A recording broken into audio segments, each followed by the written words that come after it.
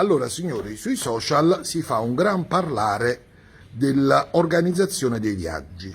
Adesso noi vi dimostriamo come si può viaggiare, cioè come alcuni clienti preferiscono viaggiare. Che cosa intendiamo per viaggiare? Apriamo un attimo questo pacco, perché questi signori, questo pacco è destinato a dei nostri clienti che hanno via prenotato un viaggio in Cina. Ovviamente poi si può andare anche in Cina con i low cost, eccetera, eccetera, risparmiando con lo zaino in spalla, però i signori, ecco qua, questo è lo zaino che riceveranno per andare, è uno zaino waterproof, ovviamente di ottima qualità. Andiamo avanti, Manuel, facciamo vedere gli altri. Questo è il corredo di viaggio che prepariamo per i nostri clienti. Ecco qua, la guida per la Cina, ovviamente di chi è? Fai vedere un attimino, National Geographic, andiamo avanti. Ovviamente i signori riceveranno anche le app per vederle direttamente sul cellulare. Poi abbiamo etichette e bagaglio, andiamo avanti, spieghiamo un attimino.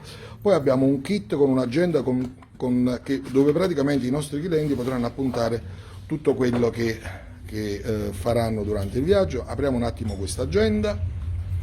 Ecco qua, ci stanno tutte le notizie. Vedete, questi qua in realtà sono i documenti, vedete, itinerario, notizie utili, biglietti, vedete? Prima di partire tutte le informazioni, insomma tutte le notizie di cui i clienti avranno bisogno. Questo qua è il portadocumenti con i documenti. Andiamo avanti, Manuel, facciamo vedere le altre cose.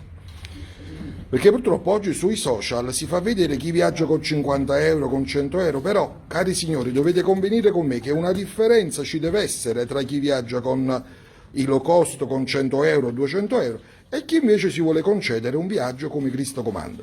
Cioè, ci sono possibilità di fare tutto. Chi vuole risparmiare risparmia, chi invece si vuole concedere un viaggio se lo concede una volta ogni tanto e lo fa come si deve, va bene?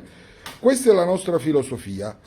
Se volete i viaggi low cost, lo chiedete e vi diamo i viaggi low cost, ma se volete il viaggio di buona qualità, venite da noi e ve lo diamo, va bene? Buona giornata a tutti, arrivederci.